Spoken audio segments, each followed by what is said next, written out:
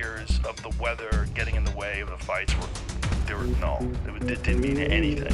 And then there was this long sort of ceremonial thing where they had jets fly over and they played music and all this different stuff. So by the time we got to the actual fights, dark out, perfect, weather was perfect. So that was an issue at all.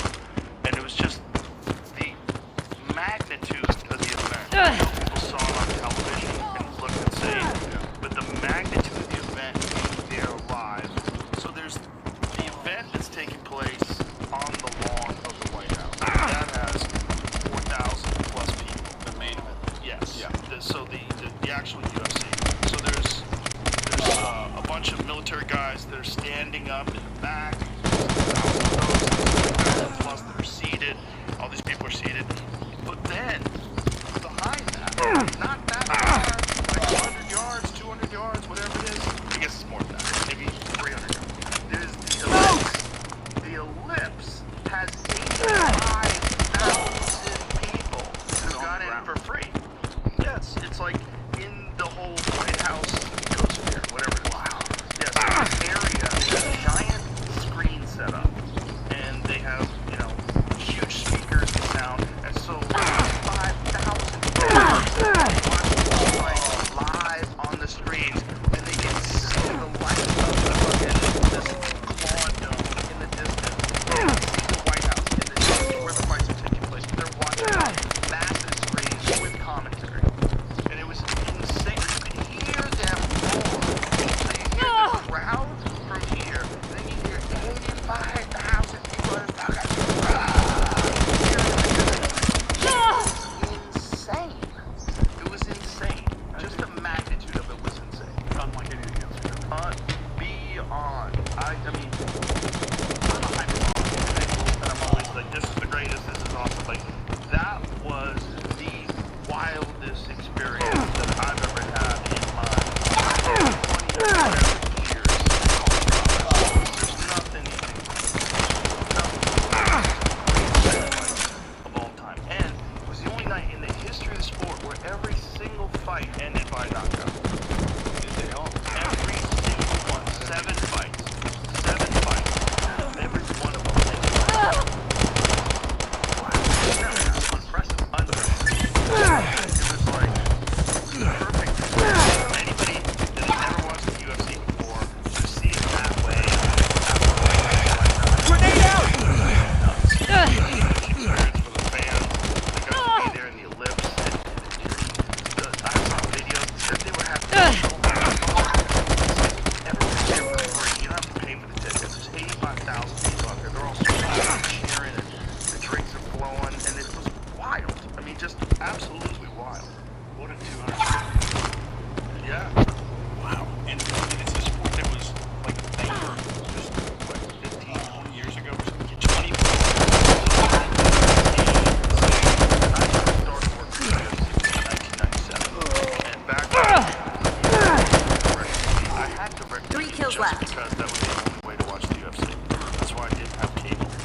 And then 2 kills left. purchased it. So the Fertitta brothers and Dana White, they started running it in 2001, and that's when I came aboard again. So I quit in 98, 97 and 98, and then I quit back. And when that was going on, it was banned from cable, and they slowly started working it back. They got it on Fox Sports Net, which was the first time I ever commentated for the UFC. That was UFC 37 and a half, a very special show that they put on for Fox Sports Net, tried to introduce people to the sport. And so that was the first time it was on like cable again. And then they started getting pay-per-view buys, and it started growing and gathering steam. But even back then, like, it was like you were doing porn or something, or snuff film. So you do something that was damaging for your career. And people would like look at you like, why are you working for Cage? Why are you an organization? Why would you do that? Cut to 25 years later, it's on the lawn of the White House, and it is one of the most watched sporting events in the history of the world. I don't know what the views are as of now, but I know that it was like well over, I think it was 150 million just by Monday. Unbelievable. Just by Monday. So that's like the night of, and then people that watched the replay that weren't there when the fight took place because they heard about it. Now between then and now we're dealing with Tuesday. Like it's probably another 50 or 60 million people watched it. I'm not Paramount Plus just to watch it. I'm sure. I don't know, $15 or something. It was. But man, what a hell of an event. I wish I would have stayed up longer, but I watched the first two fights. It was fantastic. The main event was the greatest fight of all time. It literally was the greatest fight of all time. It's the guy that won it, Justin Gaethje, was in many books 6-1 favorite, 6-1 underdog rather, which is crazy odds for a guy that was a interim lightweight champion, fought the best of the best, one of the best to ever do it, BMF champion. I mean, just super durable, really dangerous guy, and that's how good Ilia Topuria, in many people's eyes, is the most skilled generation. Generations, the most skilled of all. And most people thought that he was Grenade out! was too much for a while. And he took Justin out in the second round. And then Justin damage in the first or the second round. He was having real trouble seeing out of one of his eyes.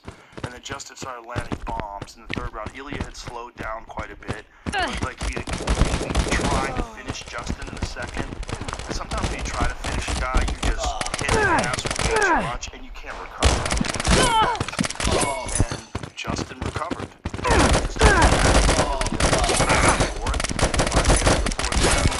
Ilia quit on his feet. Couldn't see out of either eye. He got the body back when he was on the ground. But Justin had him down with his two hands and just smashed him in the ribcage. You could see him going down, and that was the end of the round.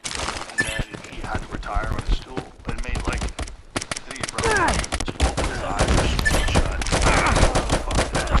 He had taken so many punches to the face, and it looked like perhaps orbital damage, like maybe he had a fractured orbital, because his whole thing had just swollen up all the time. It's unrecognizable.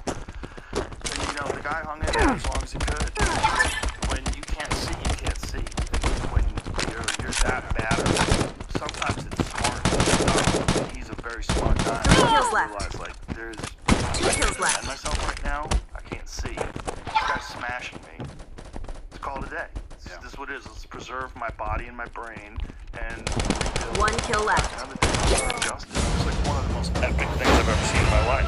For him to win like that when everybody had counted him out, he was saying it was going to be his last fight. It was like a retirement fight. 37 years old, been in the game forever. You know, fought a who's who of all-time greats in the sport, and this is going to be his last fight. And he's like, what if I can win the title at the White House? What an ending to a career. And that's what everybody was saying. Like, yeah, but you're not gonna because you're fighting Ilia Topuria. And he was like, all right, let's see. Wow, he pulled it off. He pulled it. It was insane. It was epic. Absolutely epic. What do you think the mindset is between somebody who's okay, this is not